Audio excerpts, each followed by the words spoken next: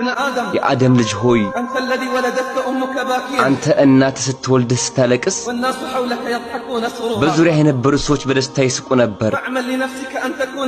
ለነፍስህ መልካም ስራና የሞትህ ቀን በዙሪያ ያሉ ሲያለቅሱ አንተ እየሳቅህ ሂድ። እወቅ አላህ ይባርክህና እዚህ ህይወት ላይ እስከ መጨረሻው የሚኖርበት መንገድ የለም። እወቅ አላህ ይባርክህና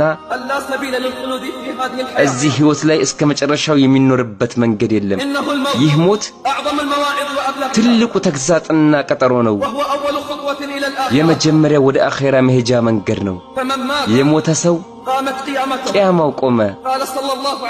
ነቢያችን ሰለላሁ ዐለይሂ ወሰለም አሉ፣ ቀብር መጀመሪያው የአኺራ ቤትህ ነው።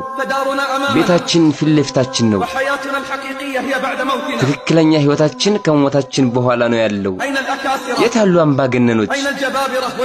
የታሉ ጉልበተኞችና ትዕቢተኞች? ንብረቶቻቸውን ትተው ሄዱ። ዱንያ ተዘዋዋሪ ነችና ዝቅተኛ በሆነች ዱንያ ተማመኑ። ከፍተኛ ደረጃን የተቆናጠጡ መሰላቸው። ደስተኛ በሆነበት ቅጽበት በሞት ተዘረሩ። እኔ የምገስጻችሁ በአንዲት ነገር ነው። ስንት በደለኞች ድንበር አለፉ። የጎረቤታቸውን የቤተሰቦቻቸውን ሐቅ በሉ።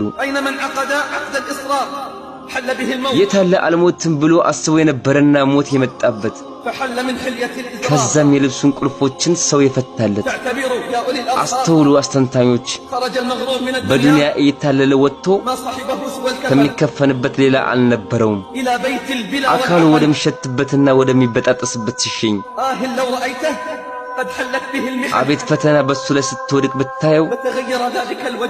ያ የሚያምር የነበረ ፊቱ ሁሉ ተቀየረ። አንተ ዝንጉ ሆይ ከስካርህ ንቃ። በቅርቡ አንተም እንደምትጓዝ እርግጠኛ ሁን። አንተ የዝንጎችን መንገድ ያዝ፣ የመሐይማንን መንገድ የወደድክ መቼ የምታየው ይሄ ደረቅ ልብህ ሲለሰልስ? መቼ ነው ዱንያን ሽጠህ አኺራን የምትገዛው? ከሞት በኋላ ወዴት እንደምትሄድ ማወቅ ተመኘው። ያስተነተነና ራሱን ያዘጋጀ አላህ ይዘንለት። ከሞት በኋላ ወዴት እንደምትሄድ ማወቅ ጓጓሁ። ያስተነተነና ራሱን ያዘጋጀ አላህ ይዘንለት። ከኔ በኋላ አፈርን ጠየኳት። አፈር በለበሰች ፊት ላይ ምን እንዳደረገች መልስም ሰጠችኝ። ከሚወደው ሽታቸው ወደሚገማው ሽታ ቀየርኩ።